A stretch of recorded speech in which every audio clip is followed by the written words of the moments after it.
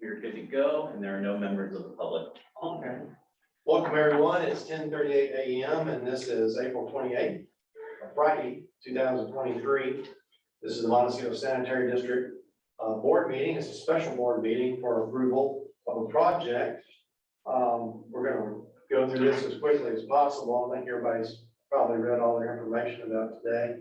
Call to order, roll call first, please. Okay. Director Hogan is absent. Director Johnson? Present. Director Martin? Here. Director Ullman? Here. Director Barrett? Here. Then we'll proceed to the pledge of allegiance. General Manager Weigel. I pledge allegiance to the flag of the United States of America and to the republic for which it stands, one nation, under God, indivisible, with liberty and justice for all. Wonderful. Oh, comment, there is no public, There are no members of the public currently on. they shall have no comment. All right, we go to number 3. I'll read it briefly for the record. Consideration of awarding the Montecito Fourth Main Restoration and Relocation Project Contract Phase 1. It is recommended the board consider authorize the general manager to execute a contract with Toro Enterprises, Inc. for construction services related to the Montecito Fourth Main Relocation and Restoration Project Phase 1 in the amount of $186,000, and I, authorizing the general manager to approve expenditures of up to $18,600, which is 10%, as a change order allowance for any necessary changes in scope of work. I, determine that this action is not subject to California Environmental Quality Act, CEQA, CEQA, pursuant to state CEQA categorical exemption 15302C, as well as statutory exemption 15282K of the Public Resources Section 21080.21. And so I will hand it off to staff now. Thank you, President Barrett. So we included a staff report for awarding this contract with Toro. First of all, thank you for coming in for the special board meeting. Hopefully it'll be pretty quick. But we needed to do this because of the tight timeline we have with this one-on-one widening project. And as you know, this is one of the issues we have to get out of the way for. And I'll hand it off to you to talk a little bit more about it briefly, just to fill in some blanks. But this is pretty straightforward. We got 2 bidders, and we're required by law to take the lower, and that would be Toro. But Bryce, you want to fill in some blanks there? Sure. Just, some background of the project is that our most northern pipeline, we have 2 pipelines, 2 8-inch board mains that cross the Oak Creek Bridge. Our northern pipeline is in conflict with Caltrans' temporary highway widening work that needs to be done as a part of their overarching project that they're working on. And so that's what this construction is for, is to move the pipeline away from that conflict. And basically, we're going to be doing this temporary pipe stack. So we've got an existing, since we have 2, we're just moving the northern one over, almost rolling it over. And we'll have this pipe stack that will be supported by pipe supports on the county's Oak Creek Bridge. It's called Phase 1 because Phase 2, we are intending on putting it back pending a few interesting issues with Caltrans. But that's the goal. So that's the project, is just placing this pipeline in a pipe stack formation to get out of the way. And temporarily is?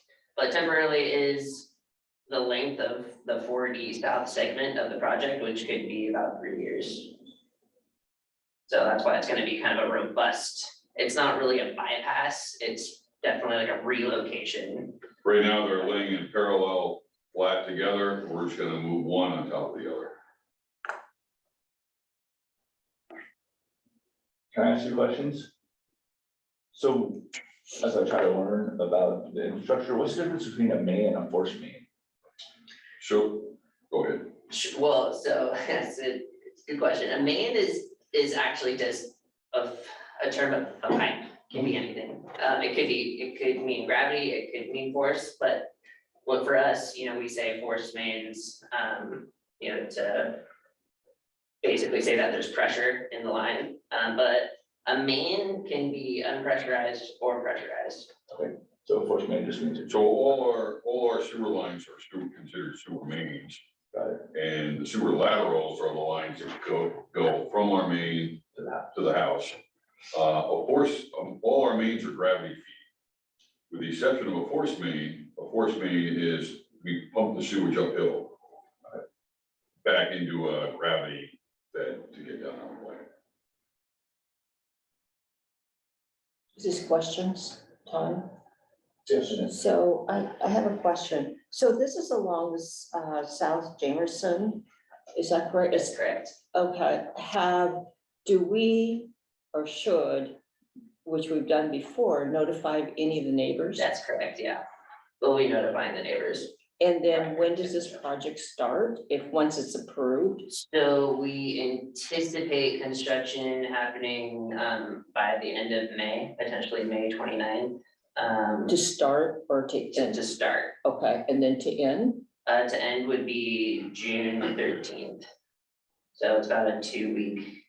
So About a 2-week project. 1 month or so, is that what it's? So it's about 2 weeks, 2 weeks. Okay, Yeah, and it could be done earlier, but we kind of project out the conservative schedule.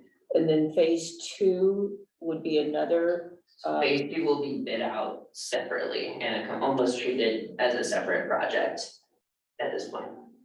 Because of the length and time that we're not putting the responsibility of this particular contractor to be on contract for 3 years or 4 years potentially. So just because the market will be different and such, so it just made the most sense to have that phase 2 as a separate project, and we'll be refining it over the next few years, basically, as we go. Okay. And then Bryce, on the notification part, how do you do that? Do you actually publish that or? So we, Or you a said couple that- ways to go about it, but we actually have that put on the contractor to do the notifications. Sometimes it's, like door hangers and stuff like that. And then in this case, there's a particular neighbor that I'll be sending a personal phone call to because it's right in their, it's not in their driveway exactly, but there is a gate that they have. It's kind of an interesting setup where the county right of way almost looks like it's his driveway, and he does have he's rebuilding his house, and so we'll want to have that coordination of making sure that we try and keep that space open for him. That's Paul. I think, yes, I think that's. Where is it located? He has the corner property on South Jameson and Postal Depot.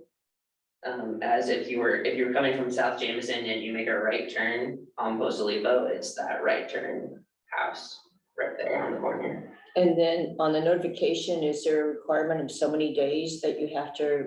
Yeah, Post it's at 48 hours in advance at least. Something along those lines. It might be 5 days. I have to double check, but there is a written notification time. Plenty of time for that, you got 30 days, of course.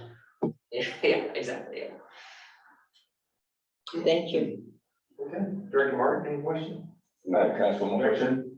I'll try to keep it brief, but I'm intrigued by I'm intrigued by the design and learning about this. So is the idea that when this was developed, that by putting them next to one another, you actually have one of the pipes in the county right away and one in the state right away? Is that?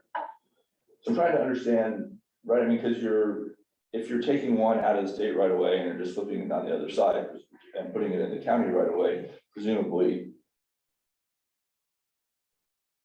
that's the border. Is that? Yeah, the how it was line, designed? if you see these two pipes, the line is, one is clearly in, the other one is, it's really interesting line. It's a We've been- straddle. It straddles the line, the other one straddles the line, it's a couple of inches over the right of way.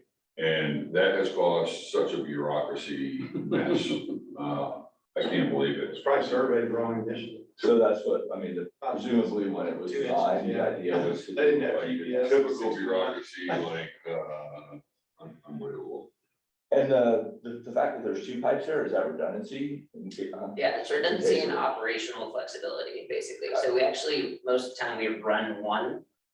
Mhm. And then we'll run the other and we'll switch. I think it might be like monthly or something like that. Rico would have the correct answer on that one, but that way we, each one is experiencing functionality. And yeah, so that's the main reason. And then that way, like, we can repair one while the other is running. That Right, kind of right, thing. right. Thanks.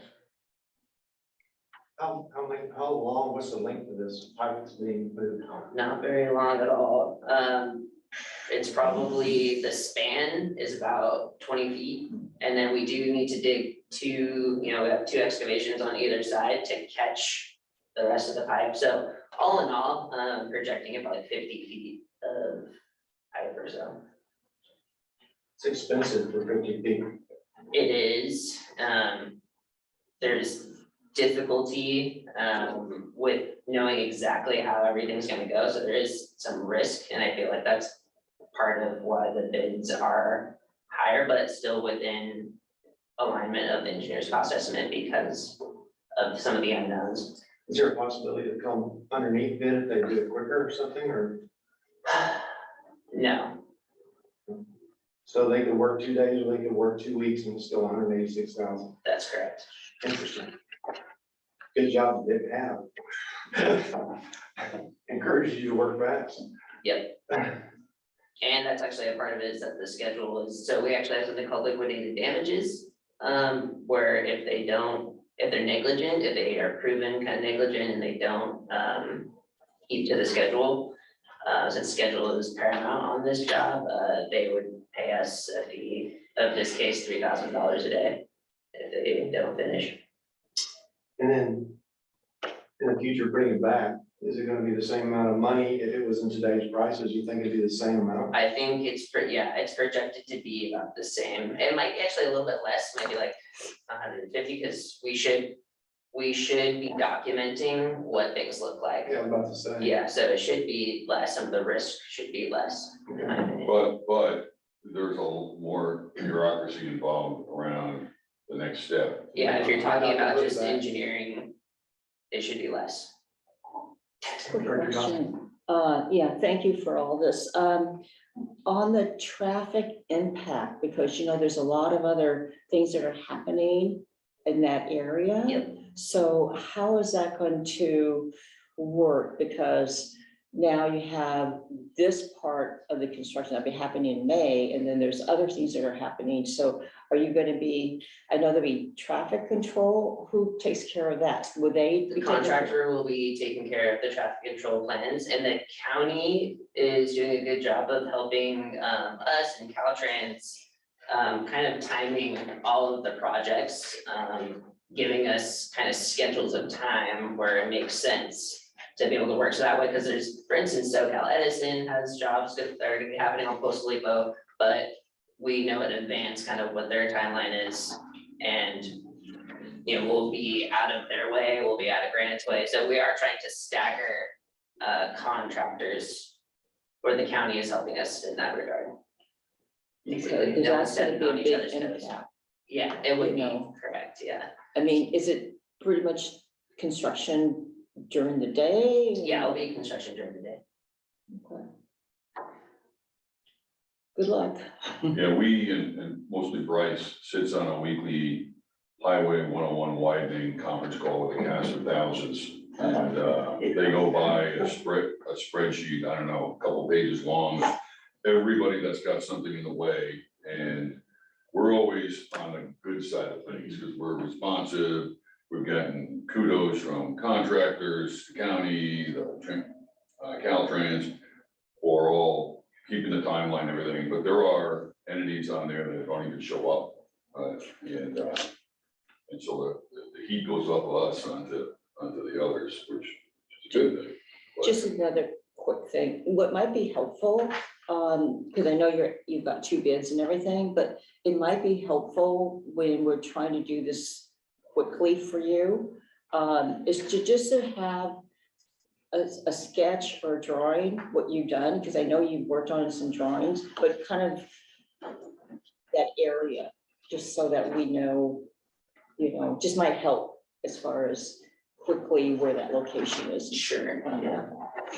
Do you have anything like that now? Yeah. If you want to bring up the plans, we could certainly. do Well, I that. think next time, I just say for the future that we have something like that, because if we're asking for, because you need our approval, and I know the president just made a face, so that being said, we'll see how that works out. Okay, thank you. That's just a suggestion. I'll tell you about getting into the plan that Bryce has been working on for a month. That could be quite the CAD presentation. Any other questions from any other director? Okay. All right then, let's see here. I guess this is an actionable item. So I'll make a motion to award the Post Lipo Force Main Restoration and Relocation Project Contract Dash Phase 1 as presented by staff to Toro Enterprises, Inc. in an amount of $186,000 with an additional 10% change order allowance of $18,600. Is that right, Steve? That's all that's really required for the action. The other only small thing is that it's a CEQA exempt project. So we can just acknowledge that we'll make the motion as indicated on item 3. And authorize the GM. Yeah. Yeah, the sequence to be determined, it doesn't say that it is sequence exempt, right? So it's asking for determination from the board that it's CEQA exempt. It is CEQA exempt pursuant to the guidelines wrote in the agenda. Oh, So it's a normal standard kind of verbiage for any type of governmental contract work. So it's an Alex add-on. Yeah, okay, so staff had determined that it's Yeah. exempt. pursuant to these guidelines. There's tons of exemptions and we could have cited, but we need to cite the specific exemption for CEQA pursuant to what type of project it is. This is a public improvement project, and so these exemptions are going to relate to that. If it were financial related, I would state as such, and it's exempt from CEQA for other reasons, so. I think determined should have a D on it, that has been determined more or less. It sounds like it's open-ended to me, the way it's written, but I am not an attorney. I'm sure Alex did that correct. The language was vetted by Alex. Okay, all right, well, that's been discussed, so we're looking for a second, if anybody wants a second. Second. Okay, now it's up for discussion again, anybody wants to talk about it? Anybody in the public?